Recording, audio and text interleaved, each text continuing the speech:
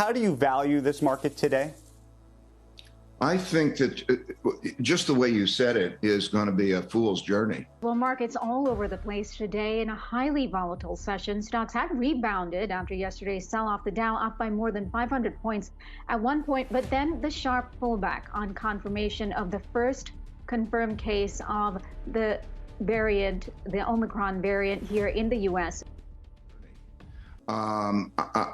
To say, here's the stock market, and I'm going to time the movement into the market. I'm going to time the movement out of the market. Okay, you know what that means? Okay, you're going to guess what the next variant move is and what the next other thing is. A lot of things depend on a lot of other things, and the world and everything readjusts. What has to happen, I think, is investors, most importantly, have to realize two things. First, that cash is not a safe investment, is not a safe place, because it will be taxed by inflation. There will not be an interest rate that will anywhere near compensate. And it seems good because it's not volatile, but you're paying a tax of a few percent a year on that. So A, stay out of that.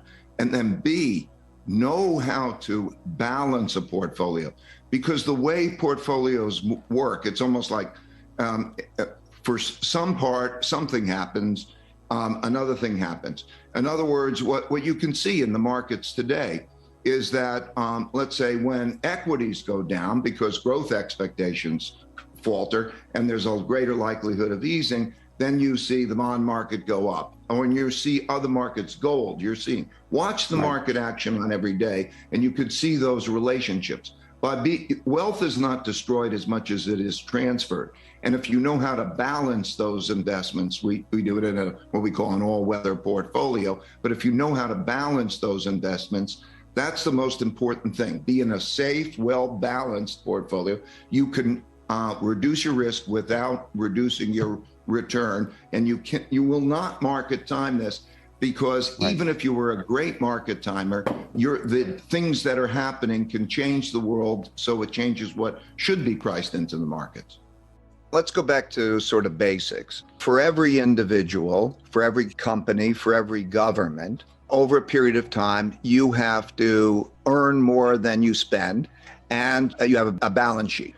There's an income statement and a balance sheet. When one becomes a reserve currency, others want to save in that, and that gives one the exorbitant privilege of being able to borrow in that and to create debt and money, because that's the thing. And it also gives us powers, like a lot of our sanctions come from the dollars being a reserve currency and so on. However, through history, it has always happened that currencies are devalued or destroyed. And in that cycle, when it becomes unattractive to own bonds or debt instruments in that currency, there's a supply-demand problem, because a bond is a promise to receive currency. So what you are is, when you own a bond, you're long a lot of currency because that's what they promise to give you, and they have the printing press. And then there are shifts that happen. Who is accounting for world trade?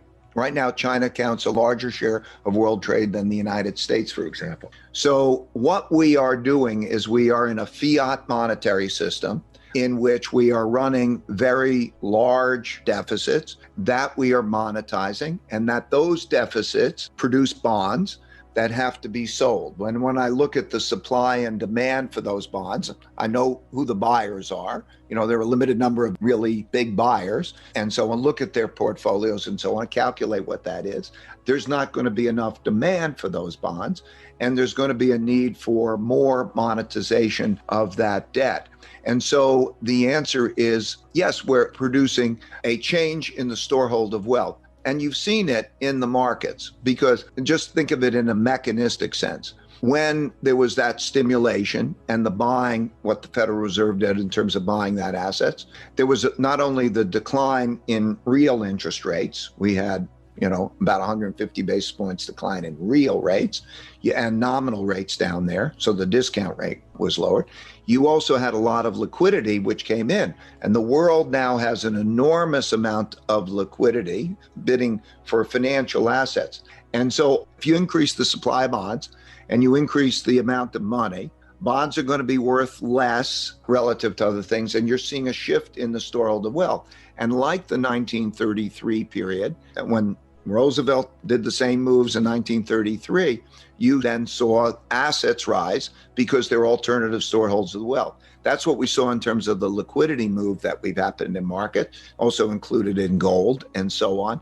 And so that's how it looks to me in terms of the comparison. We're now in a new era. We're in a new era. We are pressing the limits of that. And that money, at the end of the day, whoever's accepting that reserve currency's got to believe in it. Hey, Ray, one of the things you do write about is China. Some would argue that you have a generous or more sympathetic view to China than perhaps some of the most hawks, if you will, about China. But you think that there's sort of an inevitability to the transfer of wealth of sorts. Well, okay, two things. China, transfer of wealth. I just know China very well, and I come as a perspective, with a perspective as an investor. I've been going there since 1984. I know leaders, and I know how they're thinking, and I know the moves that they're making in a detailed way.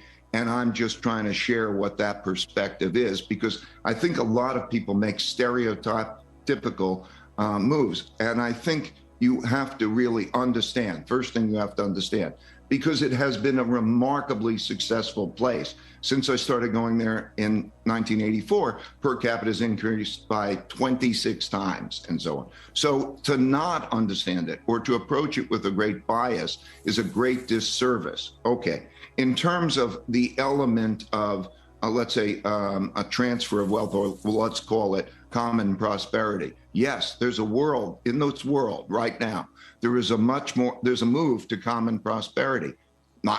I think that that move, what does it mean at a technical level? That's not take your money away. But here, I would say what are called progressives here are much more left than what we would call progressives or whatever the Chinese policies are doing. But yes, worldwide, there has to be common prosperity, or let's call it broad prosperity.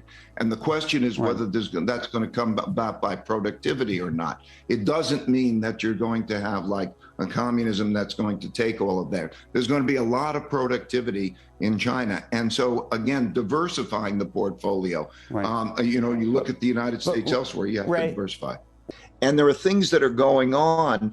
And also, let's just think about capital flows. China is becoming an effective place to invest money. Something like 40%, over 40% of the IPOs are going to be Chinese stocks on Chinese markets and so on.